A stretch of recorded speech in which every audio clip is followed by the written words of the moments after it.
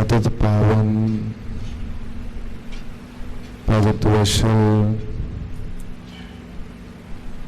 कृपा निधान त्रिलोकी नाथ सर्वर कायनात दे सांझे रहबर शतर चवर तखत दे मालिक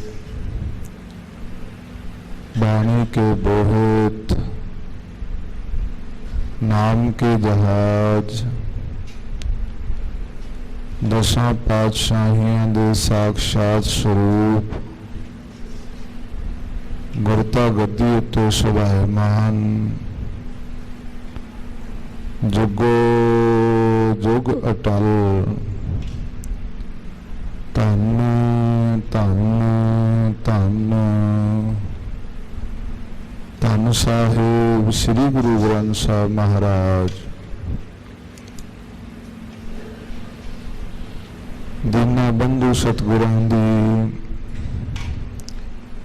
पावन पवित्र निगी गोद का आनंद मान रहे गुरु प्यारे गुरु सवारे गुरु खालसा जीओ साडे सबना दे अत्यंत वड्डे भाग हन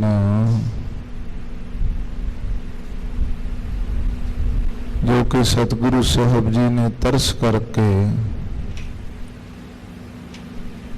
अपनी पावन पवित्र हजूरी अंदर अमृत वेले दे दीवाना विच अपने पावन दरबारां दे दीदार अपनियां संगतां दी चरण धूड़ी और अपने पवित्र बचनां दे अमृत रूपी विचार सरवण करन दा सुभागा समाज सानू बख्शिया है। नामी गुरदेव त्याग बराग दी मूरत हिंद दी चादर निमरता दे मुजस्मे धन धन धन साहिब श्री गुरु तेग बहादुर महाराज साहिबां दे पावन पवित्र स्थान गुरुद्वारा श्री दुख निवारण साहिब पातशाही नामी पटियाला दी पावन पवित्र वारगा दे विच हाजरियां भर रहे दर्शन दीदार कर रहे यात्रा कर रहे गुरु खालसा जी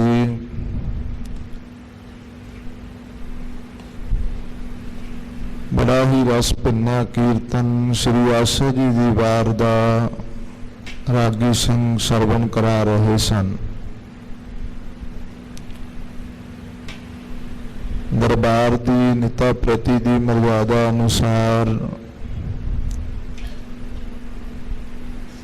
सतगुरां दे अज दे पावन हुक्मनामा साहिब गुरवाक दी जो विचार है उसका समा बनया है। वडभागे हाँ जो इस परंपरागत खालसा जी नियम विच हाजरियां भरते हैं। चोजी प्रीतम कलगीधर पातशाह दशमेश पिता सर्वंसदानी साहिबे कमाल श्री गुरु गोबिंद सिंह महाराज साहब जी सतगुरां नूं भाई नंदलाल जी ने बेनती की गुरदेव पिता सतगुरु जी ਆਪ ਜੀ ਦੇ ਗੁਰਸਿੱਖਾਂ ਦੀ ਨਿਤ ਦੀ ਰਹਿਤ ਕੀ ਹੋਣੀ ਚਾਹੀਦੀ ਹੈ। ਸਤਿਗੁਰੂ ਪਾਤਸ਼ਾਹ ਬੜੇ ਪ੍ਰਸੰਨ ਹੋ ਕਰਕੇ ਭਾਈ ਨੰਦ ਲਾਲ ਸਾਹਿਬ ਨੂੰ ਕਹਿੰਦੇ, ਨੰਦ ਲਾਲ ਜੀ, ਇਹ ਤੁਸੀਂ ਬੜਾ ਹੀ ਸੁੰਦਰ ਪ੍ਰਸ਼ਨ ਸਾਨੂੰ ਪੁੱਛਿਆ ਹੈ। ਇਹ ਪ੍ਰਸ਼ਨ ਕੇਵਲ ਤੁਹਾਡੇ ਲਈ ਨਹੀਂ ਹੈ, ਇਹ ਪ੍ਰਸ਼ਨ ਆਉਣ ਵਾਲੇ ਸਾਡੇ ਗੁਰਸਿੱਖਾਂ ਦੀ ਮਾਰਗਦਰਸ਼ਨ ਲਈ ਬਹੁਤ ਹੀ ਸੁੰਦਰ ਪ੍ਰਸ਼ਨ ਹੈ। ਇਸ ਲਈ ਤੁਸੀਂ ਇਸ ਪ੍ਰਸ਼ਨ ਨੂੰ ਆਪਣੀ ਕਲਮ ਦੇ ਨਾਲ ਅੰਕਿਤ ਕਰ ਦੇਣਾ ਹੈ, ਤਾਂ ਕਿ ਸਾਡੇ ਆਉਣ ਵਾਲੇ ਗੁਰਸਿੱਖਾਂ ਦਾ ਮਾਰਗਦਰਸ਼ਨ ਹੁੰਦਾ ਰਹੇ। ਸੋ ਉਹਨਾਂ ਬਚਨਾਂ ਨੂੰ ਭਾਈ ਨੰਦ ਲਾਲ ਜੀ ਨੇ ਰਹਿਤਨਾਮਾ ਜੋ ਭਾਈ ਨੰਦ ਲਾਲ ਜੀ ਦੀ ਲਿਖਤ ਹੈ ਉਹਦੇ ਵਿੱਚ ਅੰਕਿਤ ਕੀਤਾ। ਉਹਦੀ ਆਰੰਭਤਾ ਹੀ ਭਾਈ ਨੰਦ ਲਾਲ ਸਾਹਿਬ ਨੇ ਇਸੇ ਤਰ੍ਹਾਂ ਕੀਤੀ ਹੈ। ਸਤਿਗੁਰੂ ਜੀ ਨੂੰ ਪ੍ਰਸ਼ਨ ਕੀਤਾ, ਮਹਾਰਾਜ ਆਪ ਜੀ ਦੇ ਗੁਰਸਿੱਖਾਂ ਦੇ ਜੇ ਦੀਦਾਰ ਕਰਨੇ ਹੋਣ ਤੇ ਐਸਾ ਕਿਹੜਾ ਗੁਰਸਿੱਖ ਹੈ ਤੇ ਉਹਦੀ ਕੀ ਰਹਿਤ ਹੈ, ਕਿਹਦੇ ਨਾਲ ਉਹਦੀ ਪਹਿਚਾਣ ਹੋ ਸਕਦੀ ਹੈ। ਕਿਉਂਕਿ ਖਾਲਸਾ ਜੀ ਸੰਤ ਸਮੂਹ ਅਨੇਕ ਮਤੀ ਕੇ, ਕਈ ਗੁਰੂ ਪਿਆਰਿਆਂ ਦੀ ਗੁਰਸਿੱਖਾਂ ਦੀ ਰਹਿਤ ਐਸੀ ਹੁੰਦੀ ਹੈ ਜਿਹੜੇ ਗੁਪਤ ਰਹਿੰਦੇ ਆ, ਆਪਣੇ ਆਪ ਨੂੰ ਸੰਸਾਰ ਦੇ ਵਿੱਚ ਵਡਿਆਈ ਕਰਾ ਕਰਕੇ, ਸਾਹਮਣੇ ਆ ਕਰਕੇ ਉਹਨਾਂ ਦੇ ਮਨ ਦੀ ਅਵਸਥਾ ਇਸ ਮਨ ਨੂੰ ਕਬੂਲ ਨਹੀਂ ਕਰਦੀ, ਪਰ ਰਹਿਤ ਪੂਰਨ ਰੱਖਦੇ ਹਨ। ਸੋ ਸਤਿਗੁਰੂ ਸਾਹਿਬ ਜੀ ਨੇ ਉਸ ਰਹਿਤ ਨੂੰ ਅੰਕਿਤ ਕਰਾਉਂਦਿਆਂ ਹੁਕਮ ਕੀਤਾ, ਗੁਰਸਿੱਖ ਰਹਿਤ ਸੁਣੋ ਮੇਰੇ ਮੀਤ, ਉਠ ਪ੍ਰਭਾਤ ਕਰੇ ਹਿਤ ਜੀਤ, ਵਾਹਿਗੁਰੂ ਪੁਨ ਮੰਤਰ ਹੈ ਜਾਪ, ਕਰ ਇਸ਼ਨਾਨ ਪੜੇ ਜਪ ਜਾਪ, ਦਰਸ਼ਨ ਕਰੇ ਮੇਰਾ ਪੁਨ ਆਏ, ਅਦਬ ਸਿਉ ਬੈਠ ਗੁਰ ਹਿਤ ਚਿਤ ਲਾਏ, तीन पहर जब बीते जान, कथा सुने गुरहित चित थान, संध्या समय सुने रहरास, कीर्तन कथा पढ़े हर जास, पांच नेम हो सिख कराए, सो सिख अमरपुरी में जाए।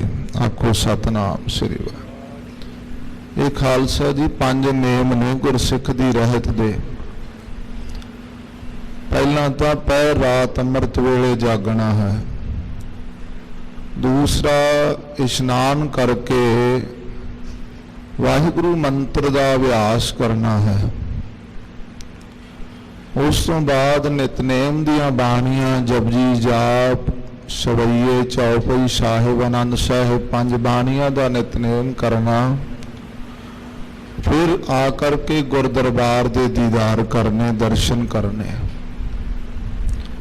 ਉਸ ਉਪਰੰਤ ਗੁਰੂ ਕੇ ਸ਼ਬਦ ਦੀ ਵਿਚਾਰ ਨੂੰ ਸਰਵਣ ਕਰਨਾ। ਫਿਰ ਖਾਲਸਾ ਜੀ ਸੰਧਿਆ ਦੇ ਸਮੇਂ ਰਹਿਰਾਸ ਸਾਹਿਬ ਜੀ ਦੇ ਜਾਪ ਵਿੱਚ ਅਤੇ ਆਰਾਮ ਵਿਸ਼ਰਾਮ ਕਰਨ ਲੱਗਿਆਂ ਕੀਰਤਨ ਸੋਹਲੇ ਦਾ ਜਾਪ।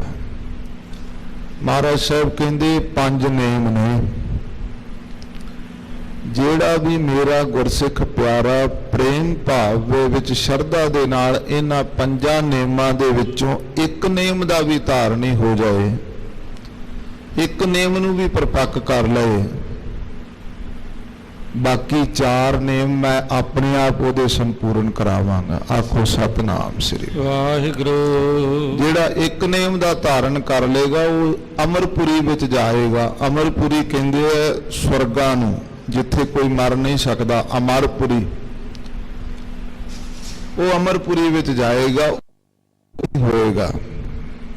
ਇਹ ਖਾਲਸਾ ਦੀ ਵਿਚਾਰ ਨੂੰ ਬੜੇ ਡੂੰਘੇ ਤਰੀਕੇ ਨਾਲ ਸਮਝਣਾ ਹੈ।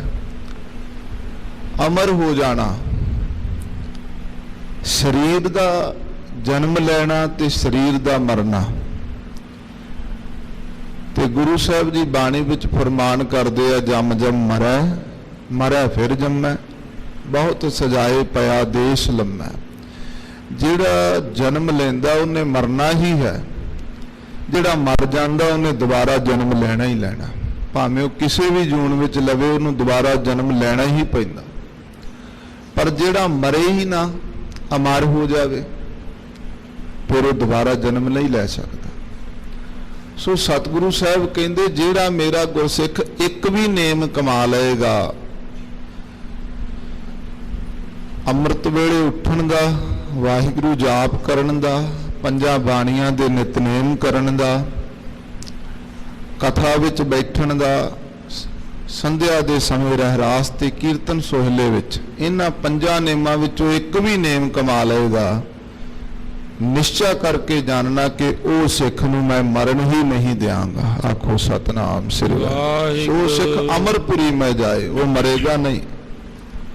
सो जेड़ा खालसा जी मरेगा नहीं, वो फिर किसी जून विच नहीं आएगा। ते गुरु दा सिद्धांत ही अपने गुरसिखां नूं इह है कि जेड़ा मुड़ मुड़ के जम्मण मरण दा चक्कर है, इत्थों ही असीं छुटकारा पाउणा।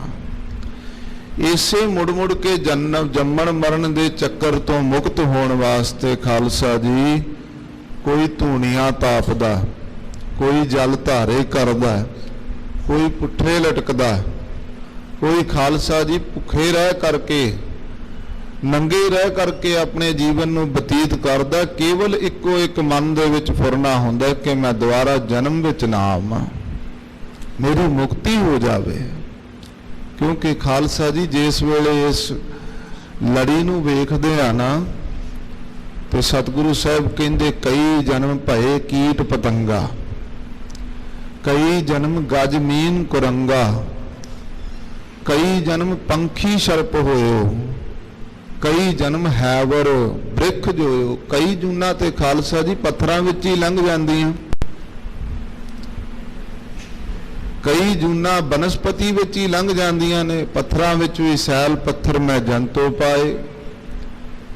सो कई जूना खालसा जी सप बन के, किते पंछी बन के, किते जीव बन के, जनौर बन करके संसार विच आउणा पैंदा है। इसे करके गुरु जी दे चरनां विच बेनती करदे आ, महाराज साडा उद्धार कर दिओ। जदों इतिहास पढ़दे आ ਤਾਂ जिस वेले गुरु साहब धन गुरु अर्जन देव महाराज जी संतोखसर साहब की सेवा कराई है, ਉਹਦਾ इतिहास ही इस गल ते अज भी उत्थे लिखिया भी होया, सुनाया भी जाता है भी संतोख रिखी ने महाराज साहब नूं बेनती यही की सी कि महाराज साहब मेरी मुक्ति कर दिओ, मैं दोबारा जन्म विच ना आवां। सो खालसा जी गुरु साहब जी ने सानू किड्डा सिद्धांत दिता। संतोख रिखी ने कई युग तप किया, क्योंकि उन्हें अपने नाम लैण वाले गुरु नूं पुछया सी कि मैं मुक्ति कराउणी है, तो उस वेले खालसा जी उन्हें कहा सी भी मुक्ति मैं नहीं कर सकता, तेरी मुक्ति का जिहड़ा विधान है जे वो सरल रूप विच प्राप्त करना है, नहीं तो बड़ा कष्ट सहना पैंदा। जे सरल रूप विच मुक्ति का विधान प्राप्त करना तो कलयुग विच होएगा, नहीं तो सतयुग दे विच भी बड़ा तप करना पैंदा सी, त्रेते दे विच भी तप करना पैंदा सी, द्वापर विच भी। तो कलयुग उत्तमो जुगा माहे, कलयुग सारे युगां विचों उत्तम है। क्यों? अहकर करे सो अहकर पाए, जेड़ा करेगा वो ही भुगतेगा। ये नहीं है भी किते एक ने गलती की तो सारी कुल नूं ही उहदा भुगतान भुगतना पएगा, एक ने गलती की सारे नगर नूं ही भुगतान भुगतना पवेगा। सो सतगुरु साहब ने तरस किया है, गुरसिखां नूं ये रहत दिती है। वो गुरसिख वडभागी हन खालसा जी जिहड़े इस रहत नूं कमा करके गुरु साहब जी दीआं खुशियां प्राप्त करते हैं। सो उस रहत दे विचों अस्थान की मर्यादा अनुसार जो गुरु साहब जी की पवित्र बाणी का गुरवाक का हुक्मनामा साहिब जी का जो विचार है वो समा है। सुरतियां नूं महाराज साहब जी के चरणों नाल जोड़ करके गुरु साहब जी ते दृढ़ भरोसा करके एक जग्यासू ने खालसा जी किसी महात्मा नूं सवाल किया, बड़ा टूक मात्र जवाब ते बड़ा टूक मात्र सवाल रहा। ਉਹਨੇ ਪਹਿਲਾ ਸਵਾਲ ਜਗਿਆਸੂ ਨੇ ਮਹਾਤਮਾ ਨੂੰ ਕੀਤਾ।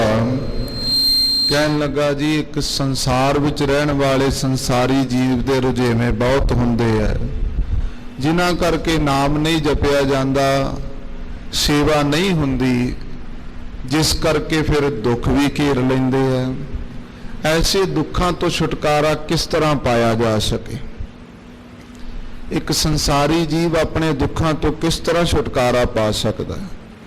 ਮਹਾਤਮਾ ਨੇ ਇੱਕੋ ਸ਼ਬਦ ਦੇ ਵਿੱਚ ਉਹਦਾ ਜਵਾਬ ਦਿੱਤਾ ਕਿ ਇੱਕ ਸੰਸਾਰੀ ਜੀਵ ਦਾ ਦੁੱਖਾਂ ਤੋਂ ਛੁਟਕਾਰਾ ਪਾਉਣ ਲਈ ਸਭ ਤੋਂ ਵੱਡਾ ਜੋ ਆਧਾਰ ਹੈ ਉਹਦੇ ਕੋਲ ਅਰਦਾਸ ਹੈ। ਉਹ ਅਰਦਾਸ ਕਰੇ।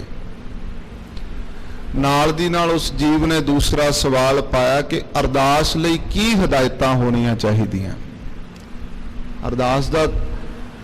ਅਰਦਾਸ ਕਰਨੀ ਹੈ, ਆਪਣੇ ਦੁੱਖਾਂ ਦੀ ਨਿਵਰਤੀ ਕਰਨੀ ਹੈ, ਆਪਣੀਆਂ ਮੰਗਾਂ ਰੱਖਣੀਆਂ, ਤੇ ਉਹਦੇ ਲਈ ਕੁਝ ਹਦਾਇਤਾਂ ਵੀ ਹੋਣਗੀਆਂ, ਕੁਝ ਨਿਯਮ ਵੀ ਹੋਣਗੇ ਵੀ ਇਹੋ ਜਿਹੇ ਕਿਹੜੇ ਨਿਯਮ ਨੇ ਜਿਨ੍ਹਾਂ ਨਿਯਮਾਂ ਨਾਲ ਅਸੀਂ ਅਰਦਾਸ ਕਰੀਏ ਸਾਡੇ ਦੁੱਖ ਟੁੱਟ ਜਾਣ। ਦੂਸਰੇ ਸਵਾਲ ਦਾ ਜਵਾਬ ਮਹਾਤਮਾ ਨੇ ਬੜਾ ਸੁੰਦਰ ਦਿੱਤਾ। ਕਹਿੰਦੇ ਅਰਦਾਸ ਦੇ ਵਿੱਚ ਨਿਸ਼ਚਾ ਹੋਣਾ ਚਾਹੀਦਾ, ਨਿਸ਼ਚਾ ਦ੍ਰਿੜ ਹੋਣਾ ਚਾਹੀਦਾ। ਜਿਸ ਗੁਰੂ ਅੱਗੇ ਖੜ ਕੇ ਤੁਸੀਂ ਅਰਦਾਸ ਕਰ ਰਹੇ ਹੋ ਨਾ, ਤੁਹਾਡੇ ਅੰਦਰ ਇਹ ਨਿਸ਼ਚਾ ਹੋਵੇ ਕਿ ਇੱਥੇ ਮੇਰੇ ਗੁਰੂ ਸਾਹਿਬ ਮੇਰੀ ਅਰਦਾਸ ਸੁਣਨ ਵਾਸਤੇ ਆਏ। ਭਾਈ ਸਾਹਿਬ ਭਾਈ ਵੀਰ ਸਿੰਘ ਜੀ ਦਾ ਬਚਨ ਹੈ, ਉਹ ਕਹਿੰਦੇ ਜਦੋਂ ਕੋਈ ਗੁਰਸਿੱਖ ਇਹ ਕਹਿੰਦਾ ਕਿ ਸਾਡਾ ਗੁਰੂ ਸਾਡੀ ਬੇਨਤੀ ਸੁਣਦਾ ਹੈ, ਕਹਿੰਦੇ ਉਦੋਂ ਉਸ ਗੁਰਸਿੱਖ ਦੀ ਗਿਣਤੀ ਉਹਨਾਂ ਸਾਰਿਆਂ ਵਿੱਚ ਹੋ ਜਾਂਦੀ ਹੈ ਜਿਹੜੇ ਗੁਰੂ ਨੂੰ ਆਪਣਾ ਗੁਰੂ ਮੰਨਦੇ ਆ ਤੇ ਜਿਹਦੇ ਸਿੱਖ ਹੁੰਦੇ ਆ। ਜੇ 20 ਕਰੋੜ 10 ਕਰੋੜ 40 ਕਰੋੜ ਸਿੱਖ ਨੇ ਤੇ ਉਹ ਸਾਡਾ ਗੁਰੂ 40 ਕਰੋੜਾਂ ਦਾ ਹੋ ਗਿਆ, ਤੇ ਕਹਿੰਦੇ ਅਰਦਾਸ ਕਰਨ ਵਾਲੇ ਕਹਿਣ ਵਾਲੇ ਗੁਰਸਿੱਖ ਦੀ ਗਿਣਤੀ 40 ਕਰੋੜਾਂ ਵਿੱਚ ਆ ਗਈ। ਉਹ ਕਹਿੰਦਾ ਵੀ ਸਾਡਾ ਗੁਰੂ ਹੈ, ਕਹਿੰਦੇ ਫਿਰ ਉਨੀ ਲੇਟ ਅਰਦਾਸ ਹੋ ਜਾਂਦੀ ਹੈ। 40 ਕਰੋੜਾਂ ਦੀ ਸੁਣੀ ਜਾਂਦੀ ਹੈ, ਜਦੋਂ ਵਾਰੀ ਉਹਦੀ ਆਉਂਦੀ ਆ ਉਦੋਂ। ਭਾਈ ਵੀਰ ਸਿੰਘ ਜੀ ਕਹਿੰਦੇ ਜਦੋਂ ਸਿੱਖ ਇਹ ਕਹਿਣ ਲੱਗ ਜਾਵੇ ਮੇਰਾ ਗੁਰੂ ਨਾਨਕ ਮੇਰੀ ਬੇਨਤੀ ਸੁਣਦਾ, ਕਹਿੰਦੇ ਉਸੇ ਦਿਨ ਗਲਵੱਕੜੀ ਪ੍ਰਾਪਤ ਕਰ ਲੈਂਦਾ। ਆਖੋ ਸਤਨਾਮ ਸ੍ਰੀ ਵਾਹਿਗੁਰੂ। ਇਹ ਖਾਲਸਾ ਜੀ ਨਿਸ਼ਚਾ ਹੈ, ਆਪਣੇ ਗੁਰੂ ਉੱਤੇ ਦ੍ਰਿੜ ਨਿਸ਼ਚਾ ਹੈ ਕਿ ਮੇਰਾ ਗੁਰੂ ਨਾਨਕ ਮੇਰੀ ਬੇਨਤੀ ਨੂੰ ਪ੍ਰਵਾਨ ਕਰੇਗਾ ਤੇ ਮੈਨੂੰ ਆਪਣੀ ਝੋਲੀ ਵਿੱਚ ਥਾਂ ਦੇਵੇਗਾ। ਸੋ ਖਾਲਸਾ ਜੀ ਬੇਨਤੀ ਗੁਰੂ ਨਾਨਕ ਦੇ ਘਰ ਵਿੱਚ ਪਹੁੰਚਦੀ ਹੀ ਉਦੋਂ ਹੈ। खुदा करता है मंजूर दुआ जब दिल से होती है, पर मुश्किल तो ये है कि ये मुश्किल से होती है। ਜਦੋਂ कोई बहुत बड़ा कष्ट आ जावे ना, उदों फिर खालसा जी अरदास निकलती है, पुकार निकलती है। नहीं तो अरदास तो शब्दों का श्रृंगार बन के रह जाती है। पर महात्मा दे बचन ने कि अरदास आत्मा की पुकार हुंदी है, उन्होंने शब्दों के श्रृंगार की जरूरत नहीं होती। सो इस करके खालसा जी जो दृढ़ निश्चा हुंदा है, उदों फिर गुरु के बचन भी हर प्रेम बाणी मन मारिया अणियाले अणिया, जिस लागी पीर परम की सो जाना जरिया। सो ऐसे बचन सतगुरां दी बाणी दे जदों अणियाले तीरां वांग वजदे हन ते खालसा जी लोग सुखिया पर लोग सुहेला हुंदा है, रस भरदा है जीवन विच। सो आओ एकाग्रता दे नाल उस आनंद दे विच, उस बख्शिश दे विच आ करके सतगुरां दे पावन हुक्म दी विचार नूं सरवण करिए कि साडे इस महाराज जी दे बचन साडे जीवन दे पापां नूं उधार करके महाराज जी की गोद का आनंद बख्शन। जिस रोह दे विच सतगुरु साहब जी ने इस पावन अज दे गुरवाग सानू बख्शे हैं, सच्चे पातशाह कृपा करन। जोर ना सुरती ज्ञान विचार, ये कोई जोर नहीं है कि सुरती दे नाल असी विचार कर लीए, साडी ज्ञान की ताकत दे उत्ते साडा जोर है नहीं। खालसा जी जिस हथ जोर कर वेख्या सोए, जिहदे हथ जोर है वह अपनी खेड आप वरताउंदा है। सो आओ गुरु साहब जी के चरणों में एकाग्रता के नाल अंतर ध्यान होकर के अरदास करिए। महाराज अपने पावन विचार नूं सरवण करन दा अते विचार करन दी समर्था बख्शो, एकाग्रता बख्शो, सारी रसना पवित्र करो। गज के आखो सतनाम। ਵਾਹਿਗੁਰੂ ਸਾਹਿਬ ਜੀ। ਵਾਹਿਗੁਰੂ ਸਾਹਿਬ ਜੀ। ਮਾਰੂ ਮਹੱਲਾ ਚੌਥਾ ਘਰ ਤੀਜਾ। ਇਕ ਓੰਕਾਰ ਸਤਿਗੁਰ ਪ੍ਰਸਾਦ। ਹਰ ਹਰ ਨਾਮ ਨਿਧਾਨ ਲੈ ਗੁਰਮਤਿ ਹਰ ਪਤ ਪਾਏ। ਮਾਰੂ ਮਹੱਲਾ ਚੌਥਾ। ਰਾਗ ਮਾਰੂ। ਸੋਢੀ ਸੁਲਤਾਨ ਧੰਨ ਸਾਹਿਬ ਸ੍ਰੀ ਗੁਰੂ ਰਾਮਦਾਸ ਮਹਾਰਾਜ ਸਾਹਿਬਾਂ ਦੀ ਪਾਵਨ ਪਵਿੱਤਰ ਸ੍ਰੀ ਕੰਠ ਦੀ ਬਾਣੀ ਤੀਜੇ ਘਰ ਵਿੱਚ ਗਾਉਣ ਦਾ ਸੰਕੇਤ ਕਰਦੇ ਹੋਏ ਸਤਿਗੁਰੂ ਸਾਹਿਬ ਜੀ ਉਪਦੇਸ਼ ਬਖਸ਼ਦੇ ਹਨ। ਇੱਕ ਓੰਕਾਰ ਸਤਿਗੁਰ ਪ੍ਰਸਾਦ। ਜੋ ਸਜਾਤੀ ਵਿਜਾਤੀ ਸਬਗਤ ਤਿੰਨਾਂ ਗੁਣਾਂ ਦੇ ਭੇਦ ਤੋਂ ਬਾਹਰ ਹੈ, ਉਹ ਹੈ ਇੱਕ ਓੰਕਾਰ। ਜਿਹਨੂੰ ਕਿਸੇ ਤਰ੍ਹਾਂ ਦੀ ਵੀ ਕੋਈ ਲੇਪ ਨਹੀਂ ਹੈ, ਕੋਈ ਸ਼ੇਪ ਨਹੀਂ ਹੈ, ਨਿਰਵੈਰ ਹੈ, ਨਿਰਭਉ ਹੈ,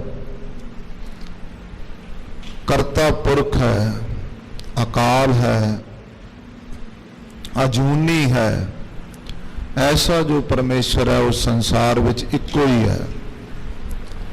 ਕਿਉਂਕਿ ਖਾਲਸਾ ਜੀ ਜਿੰਨਾ ਕੁਝ ਵੀ ਆਪਾਂ ਅੱਖਾਂ ਨਾਲ ਵੇਖਦੇ ਹਾਂ, ਭੈਣ ਭਰਾ ਮਾਤ ਪਿਤਾ ਸਾਕ ਸੰਬੰਧੀ ਦੋਸਤ ਮਿੱਤਰ ਪਸ਼ੂ ਪੰਛੀ, ਇਹ ਜਿੰਨੇ ਵੀ ਨੇ ਖਾਲਸਾ ਜੀ ਅਜੂਨਾਂ ਵਿੱਚ ਹਨ। ਜੋ ਜੋ ਜੂਨੀ ਆਇਓ ਸੋ ਸੋ ਰਝਾਇਓ। ਜਿਹੜਾ ਜਿਹੜਾ ਵੀ ਜੂਨਾਂ ਵਿੱਚ ਆਉਂਦਾ ਉਹ ਉਲਝਦਾ ਹੀ ਉਲਝਦਾ ਹੈ, ਕਿਉਂਕਿ ਇਹਦਾ ਚੱਕਰ ਬੜਾ ਵੱਡਾ। ਸੋ ਇਹ ਮਾਇਆ ਆਪਣੇ ਭੇਦਾਂ ਦੇ ਨਾਲ ਭੁਲਾ ਲੈਂਦੀ ਹੈ। ਤੇ ਜਿਹੜਾ ਕੋਈ ਇਸ ਜੂਨ ਵਿੱਚ ਆਉਂਦਾ, ਕਿਸੇ ਨੂੰ ਕਾਮ, ਕਿਸੇ ਨੂੰ ਕ੍ਰੋਧ, ਕਿਸੇ ਨੂੰ ਲੋਭ, ਕਿਸੇ ਨੂੰ ਮੋਹ, ਕਿਸੇ ਨੂੰ ਹੰਕਾਰ, ਇਹ ਵੱਡੇ ਜਿਹੜੇ ਵੈਰੀ ਹਨ ਘੇਰ ਕੇ ਰੱਖਦੇ ਹਨ। ਕਾਮ ਰੋਗ ਕੁੰਚਰ ਕੋ ਦੀਨਾ। ਹਾਥੀ ਵੇਖ ਲਓ ਕਿੱਡਾ ਵੱਡਾ ਤਾਕਤਵਰ ਹੁੰਦਾ ਹੈ। ਸਾਰੇ ਪਸ਼ੂਆਂ ਦੇ ਵਿੱਚੋਂ ਸ਼੍ਰੋਮਣੀ ਪਸ਼ੂ ਹੈ, ਜਾਨਵਰਾਂ ਦੇ ਵਿੱਚੋਂ। ਪਰ ਖਾਲਸਾ ਜੀ ਵੇਖ ਲਓ, ਇੱਕ ਕਾਮ ਦੇ ਰੋਗ ਨੇ ਢਾ ਲੈਣਾ ਹੁੰਦਾ ਤੇ ਸਾਰੀ ਜ਼ਿੰਦਗੀ ਵਾਸਤੇ ਉਹ ਫਿਰ ਗੁਲਾਮ ਬਣ ਜਾਂਦਾ। ਸਾਰੀ ਤਾਕਤ ਉਹਦੀ ਇੱਕ ਵਿਸ਼ੇ ਨਹੀਂ ਖਤਮ ਕਰ ਦੇਣੀ ਹੈ। ਸੋ ਇਸੇ ਤਰ੍ਹਾਂ ਕਿਸੇ ਨੂੰ ਲੋਭ ਨੇ ਉਲਝਾਇਆ। ਜਿੰਨੇ ਵੀ ਸੰਸਾਰ ਵਿੱਚ ਜੀਵ ਦੇਖੇ ਜਾਂਦੇ ਆ, ਚਾਹੇ ਜੀਵ ਨੇ ਚਾਹੇ ਜੰਤੂ ਨੇ, ਉਹ ਜੂਨਾਂ ਵਿੱਚ ਨੇ ਤੇ ਜਿਹੜੇ ਜੂਨਾਂ ਵਿੱਚ ਨੇ ਉਹ ਉਲਝੇ ਹੋਏ ਆ। ਇਹ ਸਾਰੀਆਂ ਸੰਸਾਰ ਦੀਆਂ ਜੂਨਾਂ ਉਲਝੀਆਂ ਹੋਈਆਂ ਨੇ, ਪਰ ਫਿਰ ਵੀ ਇਸ ਸੰਸਾਰ ਦੀਆਂ ਜੂਨਾਂ ਦੇ ਵਿੱਚ ਇੱਕ ਐਸੀ ਤਾਕਤ ਹੈ ਜੋ ਸਭ ਤੋਂ ਉੱਪਰ ਹੈ, ਸਭ ਤੋਂ ਨਿਰਲੇਪ ਹੈ, ਜਿਹੜੀ ਰਹਿੰਦੀ ਸੰਸਾਰ ਵਿੱਚ ਹੈ ਪਰ ਨਿਰਲੇਪ ਹੈ। ਕਮਲ ਚਿੱਕੜ ਵਿੱਚ ਰਹਿੰਦਾ ਪਰ ਚਿੱਕੜ ਉਹਦੀ ਛੋਹ ਨਹੀਂ ਲੈ ਸਕਦਾ। ਚਿੱਕੜ ਉਹਦੇ ਉੱਤੇ ਆਪਣਾ ਜੋ ਮੈਲਾ ਭਾਵ ਹੈ ਉਹਦੇ ਉੱਤੇ ਅੰਸ਼ ਮਾਤਰ ਵੀ ਨਹੀਂ ਪ੍ਰਾਪਤ ਹੋ ਸਕਦਾ। ਉਹਦਾ ਕਾਰਨ ਹੈ ਕਿਉਂਕਿ ਕਮਲ ਜਿਹੜਾ ਹੈ ਉਹਦੀਆਂ ਪੰਖੜੀਆਂ ਜੋ ਹਨ ਉਹਦੇ ਉੱਤੇ ਖਾਲਸਾ ਜੀ ਨਿਰਲੇਪ ਭਾਵ ਹੈ। ਇਹ ਉਦਾਹਰਣ ਹੈ। ਇਸੇ ਤਰ੍ਹਾਂ ਸੰਸਾਰ ਵਿੱਚ ਸਾਰੇ ਜੀਵਾਂ ਵਿੱਚ ਪਰਮੇਸ਼ਰ ਵਰਤਦਾ ਹੈ ਪਰ ਸਾਰਿਆਂ ਤੋਂ ਨਿਰਲੇਪ ਹੈ। ਉਹਨੂੰ ਨਾ ਕਾਮ ਕ੍ਰੋਧ ਲੋਭ ਮੋਹ ਹੰਕਾਰ ਈਰਖਾ ਦੁਆਸ਼ ਨਿੰਦਿਆ ਚੁਗਲੀ ਇਹ ਪਰਮਾ ਸਕਦੇ ਹੈ। ਤੇ ਜਿਹੜਾ ਜਿਹਨੂੰ ਇਹ ਪਰਮਾ ਨਹੀਂ ਸਕਦੇ ਉਹ ਖਾਲਸਾ ਜੀ ਜਿਹੜਾ ਇਹਨਾਂ ਵਿੱਚ ਉਲਝਦਾ ਨਹੀਂ, ਉਹ ਜੂਨਾਂ ਵਿੱਚ ਨਹੀਂ ਆਉਂਦਾ। ਇਸ ਕਰਕੇ ਉਹ ਇੱਕੋ ਹੀ ਹੈ, ਸਾਰਿਆਂ ਦੇ ਵਿੱਚ ਹੈ ਪਰ ਹੈ ਇੱਕੋ ਹੀ ਹੈ। ਇਸ ਕਰਕੇ ਮਹਾਰਾਜ ਸਾਹਿਬ ਕਹਿੰਦੇ ਇੱਕ ਓੰਕਾਰ। ਉਹ ਜੋ ਇੱਕ ਓੰਕਾਰ ਅਕਾਲ ਪੁਰਖ ਵਾਹਿਗੁਰੂ ਹੈ ਨਾ, ਉਹਦੀ ਪ੍ਰਾਪਤੀ ਕਰਨ ਵਾਸਤੇ ਸਤਿਗੁਰ ਪ੍ਰਸਾਦ, ਉਸ ਪਰਮੇਸ਼ਰ ਦੀ ਕਿਰਪਾ, ਸਤਿਪੁਰਸ਼ਾਂ ਦੀ ਕਿਰਪਾ ਨਾਲ ਹੋ ਸਕਦੀ ਹੈ। ਤੇ ਸਤਿਗੁਰੂ ਸਾਹਿਬ ਜੀ ਇਸ ਅਲੰਕਾਰ ਨੂੰ ਦੇ ਕਰਕੇ ਅੱਗੇ ਬਾਣੀ ਦਾ ਫਰਮਾਨ ਕਰਦੇ ਹਨ। ਹਰ ਹਰ ਨਾਮ ਨਿਧਾਨ ਲੈ ਗੁਰਮਤਿ ਹਰਿ ਪਤਿ ਪਾਏ। ਗੁਰੂ ਸਾਹਿਬ ਜੀ ਫਰਮਾਨ ਕਰਦੇ ਹਨ, ਕਹਿੰਦੇ ਹਰੀ ਤੇ ਹਰੀ ਦਾ ਨਾਮ, ਹਰ ਹਰ ਨਾਮ। ਜੇ ਕੋਈ ਖਾਲਸਾ ਜੀ ਹਸਤੀ ਬਣਦੀ ਹੈ ਤੇ ਉਸ ਤੋਂ ਬਾਅਦ ਉਸ ਹਸਤੀ ਦਾ ਨਾਮ ਪੈਦਾ ਹੁੰਦਾ ਹੈ। ਚਾਹੇ ਕਿ ਮਹਾਰਾਜ ਸਾਹਿਬ ਜੀ ਨੇ ਕਿਹਾ ਹੈ ਕਿ ਉੱਚੇ ਉੱਪਰ ਉੱਚਾ ਨਾਓ, ਪਰ ਹਸਤੀ ਪਹਿਲਾਂ ਹੁੰਦੀ ਹੈ ਫਿਰ ਹੀ ਉਹਦਾ ਨਾਮ ਪੈਦਾ ਹੁੰਦਾ ਹੈ। ਜੇ ਕੋਈ ਬੱਚਾ ਜਨਮ ਲੈਂਦਾ ਫਿਰ ਹੀ ਬੱਚੇ ਦਾ ਨਾਮ ਪੈਦਾ ਰੱਖਿਆ ਜਾਂਦਾ ਹੈ ਨਾ।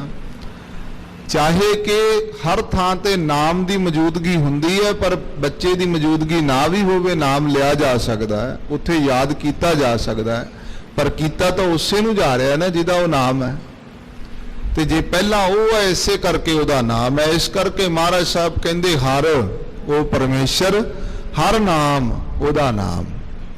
ਹਰ ਹਰ ਨਾਮ ਨਿਧਾਨ ਲੈ, ਨਿਧਾਨ ਕਹਿੰਦੇ ਆ ਖਜ਼ਾਨੇ ਨੂੰ, ਨਿਧਾਨ ਕਹਿੰਦੇ ਆ ਮਾਇਆ ਨੂੰ, ਨਿਧਾਨ ਕਹਿੰਦੇ ਆ ਖਰਚੇ ਨੂੰ। ਸਤਿਗੁਰੂ ਸਾਹਿਬ ਕਹਿੰਦੇ ਉਸ ਪਰਮੇਸ਼ਰ ਦੇ ਖਜ਼ਾਨੇ ਨੂੰ, ਨਾਮ ਦੇ ਖਜ਼ਾਨੇ ਨੂੰ, ਉਸ ਪਰਮੇਸ਼ਰ ਨੂੰ ਅਤੇ ਉਸ ਪਰਮੇਸ਼ਰ ਦੇ ਨਾਮ ਦੇ ਖਜ਼ਾਨੇ ਨੂੰ ਲੈ ਕਰਕੇ ਗੁਰਮਤਿ ਹਰ ਪਤ ਪਾਏ। ਇਸ ਗੁਰਮਤਿ ਦੇ ਵਿੱਚ ਤੁਹਾਡੀ ਪਤ ਰਹੇਗੀ, ਤੁਹਾਡੀ ਆਬਰੂ ਰਹੇਗੀ, ਇੱਜ਼ਤ ਰਹੇਗੀ। ਹਾਲਤ ਪਲਤ ਹਾਂਜੀ ਨਾਲ ਚੱਲਦਾ, ਹਰ ਅੰਤੇ ਲਏ ਛਡਾਏ। ਸਤਿਗੁਰੂ ਸਾਹਿਬ ਕਹਿੰਦੇ ਜਿਨ੍ਹਾਂ ਦੇ ਕੋਲ ਭਾਈ ਹਰੀ ਹੈ ਤੇ ਹਰੀ ਦਾ ਨਾਮ ਹੈ, ਜਿਨ੍ਹਾਂ ਨੇ ਇਸ ਖਜ਼ਾਨੇ ਨੂੰ ਆਪਣੇ ਪੱਲੇ ਬੰਨਿਆ ਹੈ, ਨਾਮ ਧਨ ਜਿਸ ਜਨ ਕੈ ਪਾਲੈ ਸੋਈ ਪੂਰਾ ਸ਼ਾਹ। ਦੁਨੀਆ ਦੇ ਜਿੰਨੇ ਵੀ ਰਾਜੇ ਨੇ ਖਾਲਸਾ ਜੀ, ਉਹਨਾਂ ਨੂੰ ਤੇ ਸੰਸਾਰੀ ਜੀਵਾਂ ਦੇ ਸੰਸਾਰੀ ਉੱਤੇ ਰਾਜ ਕਰਨ ਵਾਲੇ ਰਾਜਿਆਂ ਨੂੰ ਤੇ ਗੁਰੂ ਸਾਹਿਬ ਕਹਿੰਦੇ ਇਹ ਭੂਪਤ ਸਭ ਦਿਵਸ ਚਾਰ ਕੇ ਝੂਠੇ ਕਰਤ ਦਿਵਾਜਾ, ਕੋਊ ਹਰ ਸਮਾਨ ਨਹੀਂ ਰਾਜਾ। ਇਹ ਝੂਠੇ ਰਾਜੇ ਨੇ, ਅੱਜ ਸਾਡੇ ਨਾਲ ਵਾਅਦਾ ਕਰ ਦਿੰਦੇ ਆ, ਕੱਲ ਨੂੰ ਮੁੱਕਰ ਜਾਂਦੇ ਆ। ਪਰ ਮਹਾਰਾਜ ਸਾਹਿਬ ਕਹਿੰਦੇ ਜਿਹੜਾ ਪਰਮੇਸ਼ਰ ਦੇ ਘਰ ਦਾ ਵਾਅਦਾ ਹੈ ਨਾ, ਉਹ ਇੱਥੇ ਵੀ ਰਹਿੰਦਾ ਹੈ ਤੇ ਅੱਗੇ ਦਰਗਾਹ ਵਿੱਚ ਵੀ ਸਾਡੇ ਨਾਲ ਚੱਲਦਾ ਹੈ। ਹਲਤ ਪਲਤ ਨਾਲ ਚੱਲਦਾ, ਉਹ ਹਲਤ ਤੇ ਪਲਤ ਲੋਕ ਤੇ ਪਰਲੋਕ ਵਿੱਚ ਪਰਮੇਸ਼ਰ ਅਤੇ ਉਸ ਦਾ ਨਾਮ ਨਾਲ ਚੱਲਦਾ ਹੈ। ਹਰ ਅੰਤੇ ਲਏ ਛਡਾਏ, ਉਸ ਨਾਮ ਦੀ ਏਡੀ ਵੱਡੀ ਤਾਕਤ ਹੈ। ਅੰਤ ਦੇ ਸਮੇਂ ਵਿੱਚ ਜਾ ਕਰਕੇ ਜਿਸ ਵੇਲੇ ਖਾਲਸਾ ਜੀ ਸੰਸਾਰ ਤੋਂ ਜਾਣਾ ਹੁੰਦਾ ਹੈ, ਅੰਤਮ ਸਵਾਸ ਹੁੰਦੇ ਹੈ, ਉਸ ਵੇਲੇ ਜਦੋਂ ਖਾਲਸਾ ਜੀ ਇਹ ਪ੍ਰਭਾਵ ਸਾਡੇ ਉੱਤੇ ਪੈਂਦੇ ਆ, ਅੰਤ ਕਾਲ ਜੇ ਮੰਦਰ ਸਿਮਰੈ ਐਸੀ ਚਿੰਤਾ ਮਹਿ ਜੇ ਮਰੈ,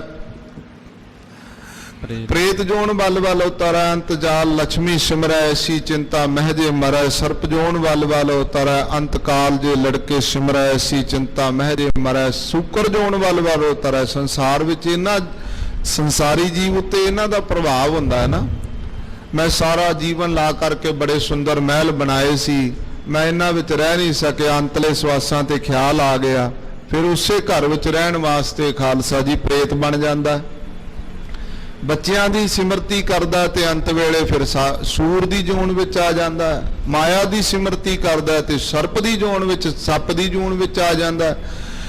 ਕਹਿਣ ਤੋਂ ਭਾਵ ਜਿਨ੍ਹਾਂ ਚੀਜ਼ਾਂ ਨੂੰ ਭੋਗਦਾ ਹੋਇਆ, ਜਿਨ੍ਹਾਂ ਚੀਜ਼ਾਂ ਦੇ ਵਿੱਚ ਖਚਿਤ ਹੋਇਆ ਮਨੁੱਖ ਖਾਲਸਾ ਜੀ ਆਪਣੇ ਜੀਵਨ ਦੇ ਸਵਾਸਾਂ ਨੂੰ ਵਿਅਰਥ ਕਰਦਾ ਹੈ ਨਾ, ਤੇ ਖਾਲਸਾ ਜੀ ਅੰਤ ਵੇਲੇ ਉਹੀ ਚੀਜ਼ਾਂ ਉਹਦੇ ਲਈ ਜ਼ਹਿਰ ਬਣ ਜਾਂਦੀਆਂ। ਪਰ ਜੇ ਨਾਮ ਦੇ ਵਿੱਚ ਆਪਣੀ ਸਿਮਰਤੀ ਨੂੰ ਰੱਖਦਾ ਤੇ ਸਤਿਗੁਰੂ ਸਾਹਿਬ ਕਹਿੰਦੇ ਫਿਰ ਇਹਨਾਂ ਸਾਰੀਆਂ ਚੀਜ਼ਾਂ ਤੋਂ ਨਾਮ ਪਰਮੇਸ਼ਰ ਛੁਡਾ ਲੈਂਦੇ ਹਨ। ਜਿੱਥੈ ਆਵ ਘਟ ਗਲੀਆਂ ਭੇੜੀਆਂ, ਤਿੱਥੈ ਹਰ ਹਰ ਮੁਕਤ ਕਰਾਏ। ਜਿੱਥੇ ਅੱਗੇ ਪਰਲੋਕ ਦਾ ਰਸਤਾ ਹੈ ਨਾ, ਉੱਥੇ ਅਵਘਟ ਗਲੀਆਂ ਭੀੜੀਆਂ, ਉੱਥੇ ਬਹੁਤ ਗਲੀਆਂ ਭੀੜੀਆਂ ਹਨ। ਜੇ ਮਾਰਗ ਕੇ ਗਨੇ ਜਾਹੇ ਨਾ ਕੋਸਾ, ਹਰ ਕਾ ਨਾਮ ਉਹਾਂ ਤਾਂ ਸੰਗ ਤੋਸਾ। ਜਿਸ ਮਾਰਗ ਦਾ ਮਾਪ ਤੋਲ ਨਹੀਂ ਹੋ ਸਕਦਾ, ਕਿਲੋਮੀਟਰ ਨਹੀਂ ਦੱਸੇ ਜਾ ਸਕਦੇ, ਕੋਹਾਂ ਦੀ ਦੂਰੀ ਹੈ। ਜੇ ਮਾਰਗ ਕੇ ਗਨੇ ਜਾਹੇ ਨਾ ਕੋਸਾ, ਕੋਸਾ ਕਹਿੰਦੇ ਆ ਕਿ ਕੋਹਾਂ ਦੀ ਦੂਰੀ ਆ, ਉਹਨੂੰ ਨਾਪਿਆ ਨਹੀਂ ਜਾ ਸਕਦਾ। ਹਰ ਕਾ ਨਾਮ ਉਹਾਂ ਸੰਗ ਤੋਸਾ। ਜੇ ਕਿਤੇ ਦੂਰ ਦੀ ਯਾਤਰਾ ਕਰਨੀ ਹੋਵੇ ਸਭ ਤੋਂ ਵੱਧ ਲਾਜ਼ਮੀ ਹੁੰਦਾ ਕਿ ਤੁਹਾਡੇ ਕੋਲ ਖਜ਼ਾਨਾ ਹੈ, ਤੁਸੀਂ ਰਸਤੇ ਵਿੱਚ ਆਪਣੇ ਗੁਜਰਾਨ ਜੋਗੀ ਮਾਇਆ ਨਾਲ ਲਈ ਆ। ਤੇ ਸਤਿਗੁਰੂ ਸਾਹਿਬ ਕਹਿੰਦੇ ਉਹ ਲੰਮਾ ਰਸਤਾ ਜਿੱਥੇ ਦਾ ਕੋਈ ਮਾਪ ਤੋਲ ਹੀ ਨਹੀਂ ਹੈ, ਉਸ ਰਸਤੇ ਦੇ ਵਿੱਚ ਜੇ ਤੇਰਾ ਗੁਜਰਾਨ ਹੋ ਸਕਦਾ ਹੈ ਨਾ, ਹਰ ਕਾ ਨਾਮ ਹੁਆ ਸੰਗ ਤੋਸਾ। ਤੋਸਾ ਕਹਿੰਦੇ ਆ ਖਜ਼ਾਨੇ ਨੂੰ, ਪਰਮੇਸ਼ਰ ਦਾ ਨਾਮ ਉੱਥੇ ਤੇਰੇ ਲਈ ਤੋਸਾ ਬਣੇਗਾ, ਖਜ਼ਾਨਾ ਬਣੇਗਾ। ਜਹ ਪੈਦਾ ਮਹਾ ਅੰਧ ਗੁਬਾਰਾ ਤਹ ਹਰਨਾਮ ਸੰਗ ਹੋ ਤੁਜਾਰਾ।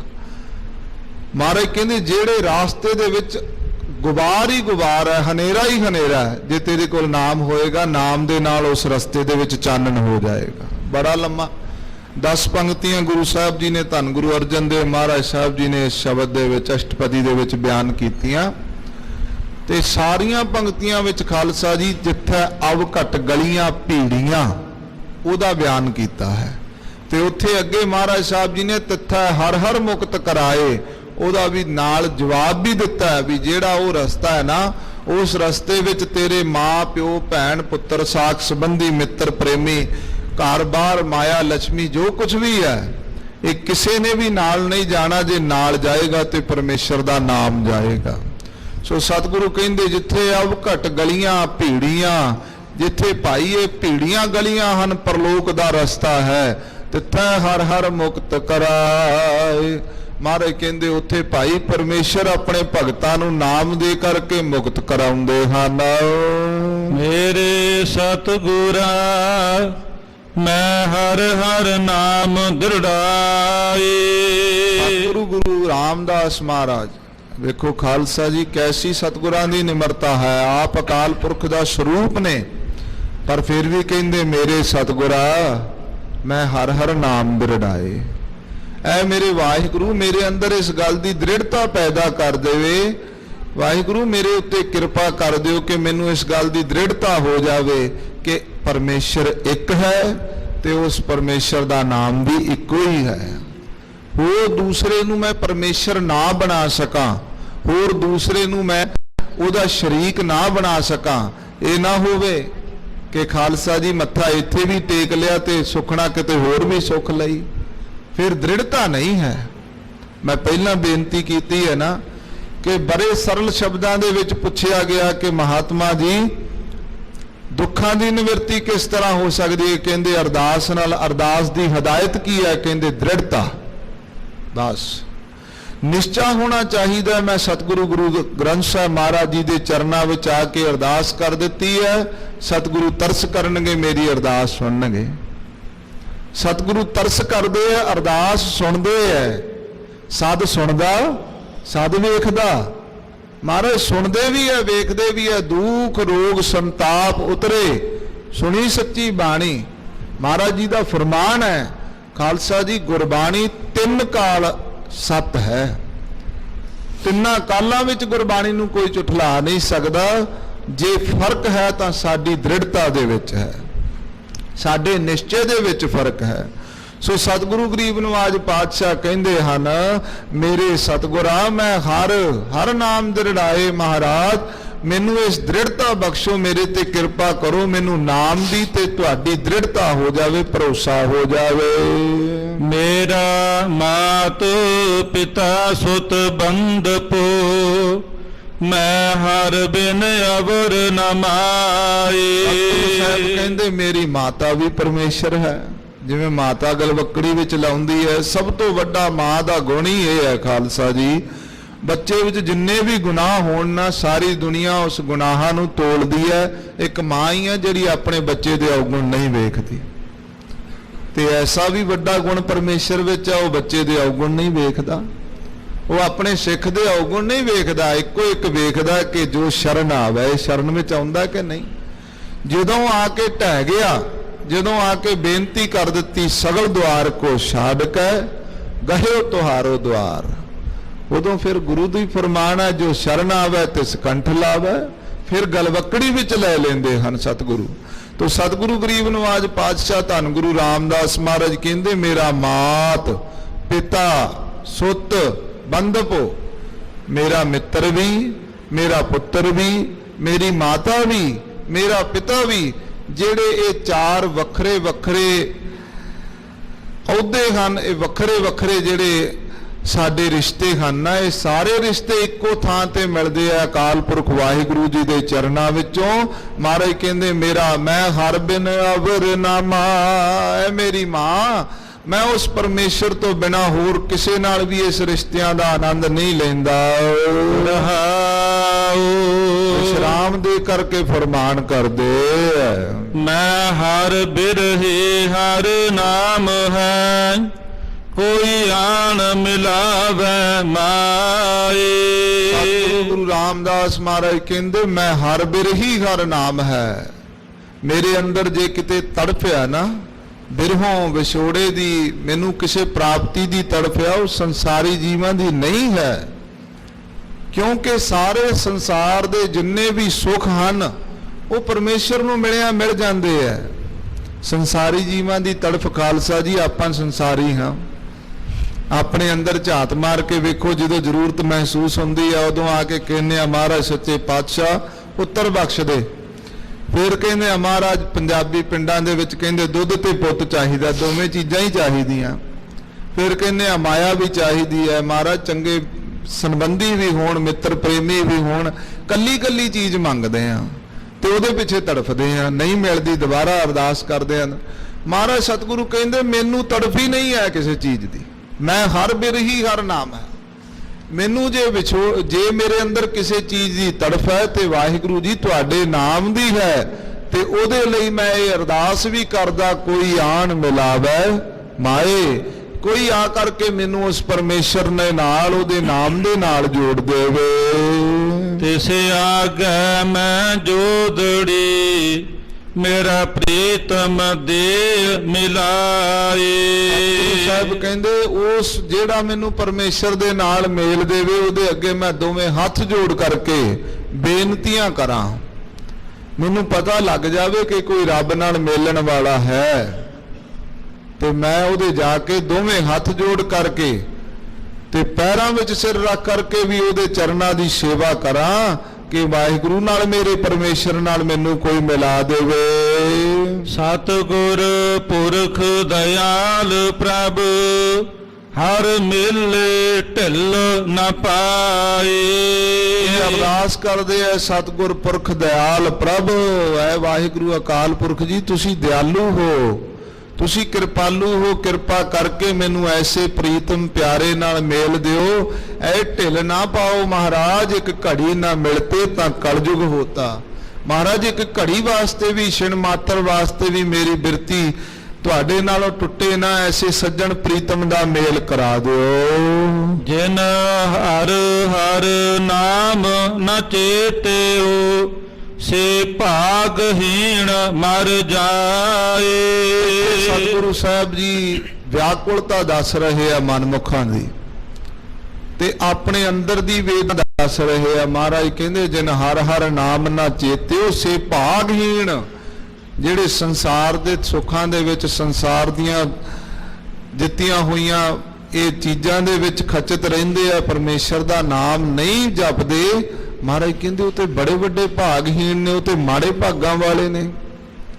ਉਹਨਾਂ ਤੋਂ ਵੱਡੇ ਮਾੜੇ ਭਾਗ ਕਿਹਦੇ ਹੋ ਸਕਦੇ ਆ? ਉਹਨਾਂ ਤੋਂ ਵੱਡਾ ਪਾਪੀ ਕੌਣ ਹੋ ਸਕਦਾ? ਜਿਹੜੇ ਖਾਲਸਾ ਜੀ ਪਰਮੇਸ਼ਰ ਦੇ ਨਾਮ ਨੂੰ ਨਹੀਂ ਚੇਤਾ ਕਰਦੇ ਤੇ ਉਸ ਪਰਮੇਸ਼ਰ ਦੀਆਂ ਦਾਤਾਂ ਦੇ ਵਿੱਚ, ਦਿੱਤੀਆਂ ਦਾਤਾਂ ਦੇ ਵਿੱਚ ਫਸੇ ਹੋਏ ਆ।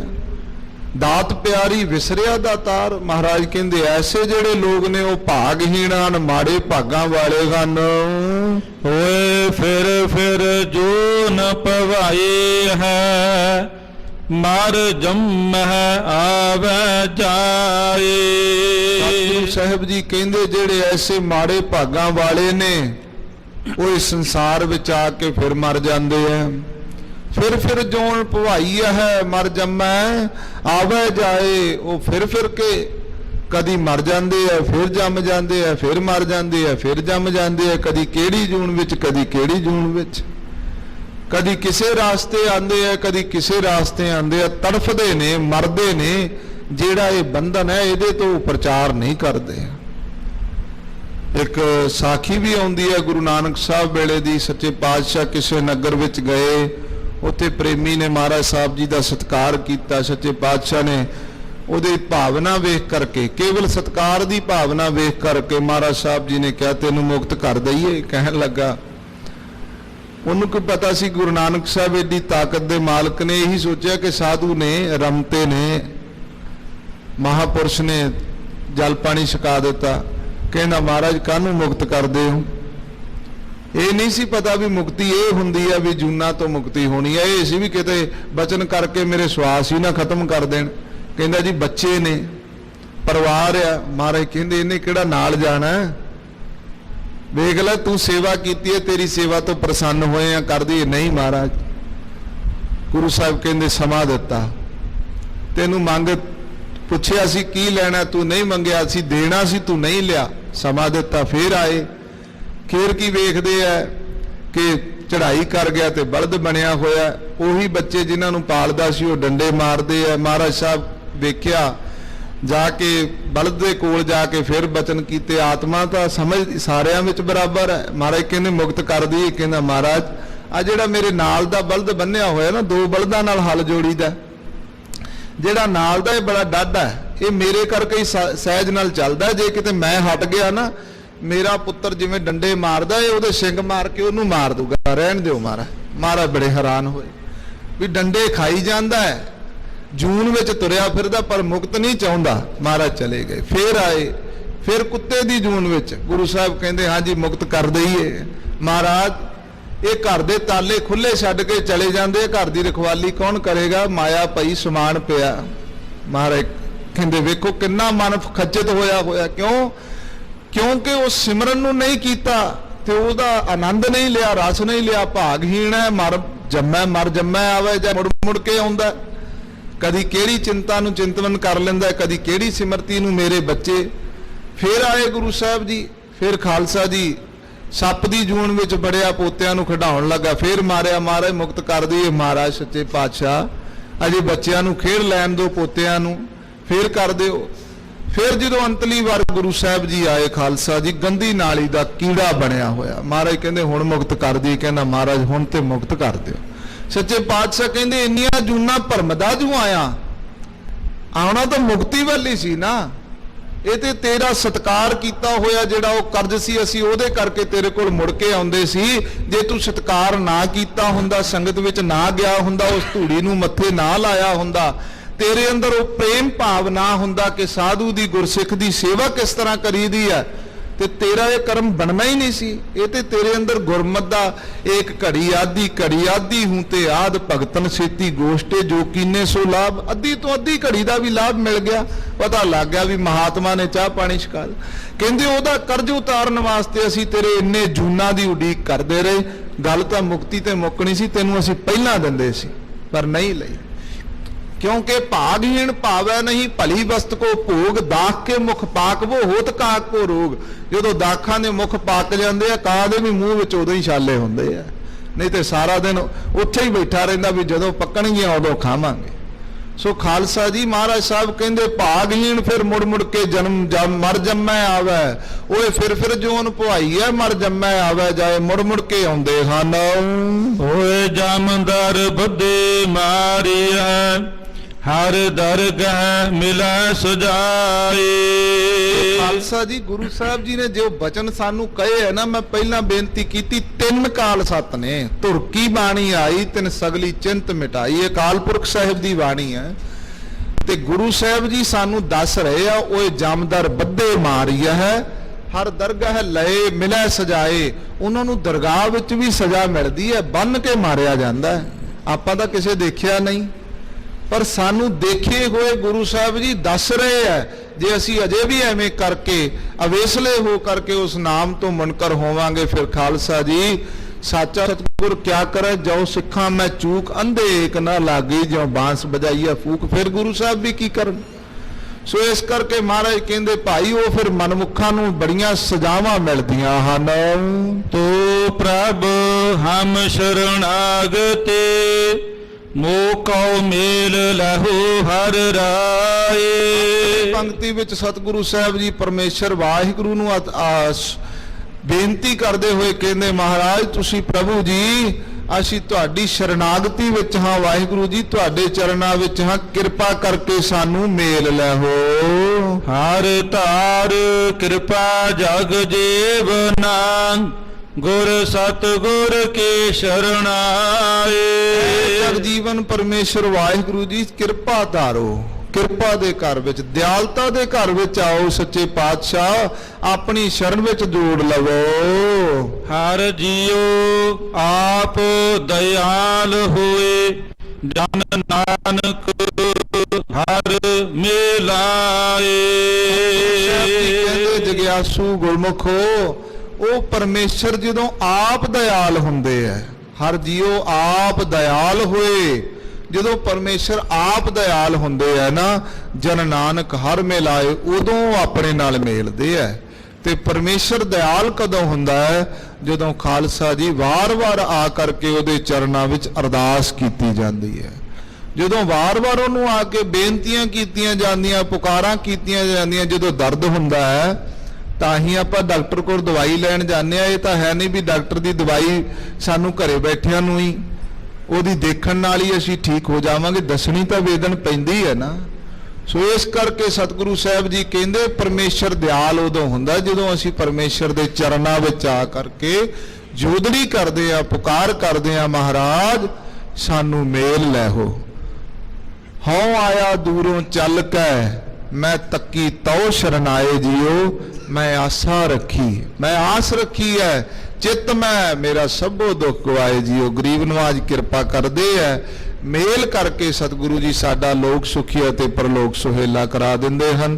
ਸਤਿਗੁਰੂ ਸਾਹਿਬ ਜੀ ਦੀ ਪਾਵਨ ਬਾਣੀ, ਪਾਵਨ ਸ਼੍ਰੀ ਕੰਠ ਦੇ ਪਾਵਨ ਸ਼੍ਰੀ ਮੁਖ ਵਾਕ ਦੀ ਵਿਚਾਰ ਕਰਦਿਆਂ ਹੋਈਆਂ ਬੇਅੰਤ ਭੁੱਲਾਂ ਦੀ ਗੁਰੂ ਖਾਲਸਾ ਸਾਧ ਸੰਗਤ ਜੀ ਸਤਿਗੁਰੂ ਸਾਹਿਬ ਜੀ ਬਖਸ਼ਣਹਾਰ ਹਨ। ਬਖਸ਼ ਦੇਣਾ ਖਾਲਸਾ ਜੀ।